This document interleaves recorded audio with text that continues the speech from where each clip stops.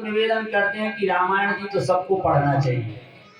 रामायण जी जो पढ़ते हैं उनके लिए फिर प्रत्येक पुराण की कथा सुनने में आनंद आता है और कथा समझ में आ जाती है। बिना रामायण जी की कथा समझ में नहीं आती। अब ये राजा शिखंडी कहता है कि बेटी मैं तुम्हारे योग्य वर खोज करके कन्यादान कर दूंगा तो मेरा जीवन सफल हो जाए। तो संबंध तो सभी करते हैं, अपनी बेटी का भी संबंध करते हैं, बेटा का भी संबंध करते हैं। तो संबंध का मतलब क्या होता है? संबंध समता का बंधन हो जाए। रिश्तेदारी कहाँ निभती है? जहाँ संबंध हो। संबंध का मतलब बराबरी का बंधन होता है। संबंध बेटा वाला ये ना सोचे कि मैं बड़ा हूं, बेटी वाला ये ना सोचे कि मैं बड़ा हूं। तो को बड़ा छोट, कौन बड़ा है और कौन छोटा है? वैसे तो यदि देखा जाए तो भ्रांति ये है कि लड़के वाला समझता मैं बड़ा हूं, तो दूसरे लोग भी समझते हैं कि लड़का वाला बड़ा है। लेकिन यदि वास्तव में देखा जाए तो बेटी वाला बड़ा होता है। आपने देखा होगा दाता बड़ा होता है कि लेने वाला? दाता बड़ा होता है। तो यही दशरथ और जनक में देखने को मिला।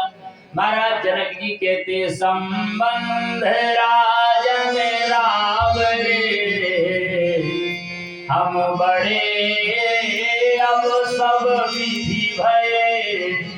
संबंध राजन संबंध राजन राम रे, हम बड़े अब सब विधि भये।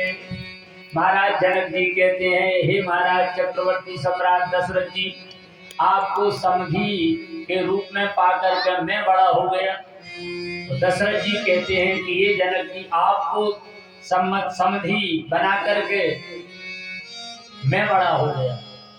ये होना चाहिए परस्पर।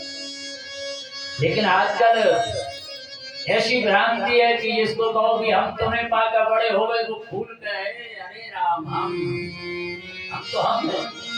ये नहीं होना चाहिए।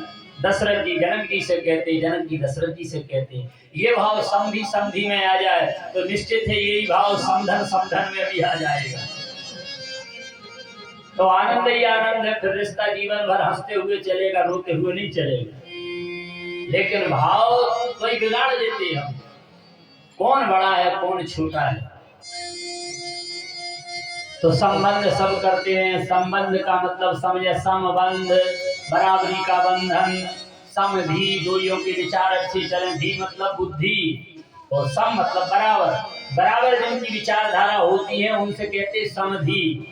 यदि विचारधारा बराबरी की ना हो तो फिर समधी जी भी मत कहो। और समधी जी कह रहे हो तो ईमानदारी से समधी समधी बनो, नहीं एक दूसरे को भली भांति मानो। तो संबंध बनाने की विधि रामायण जी में है।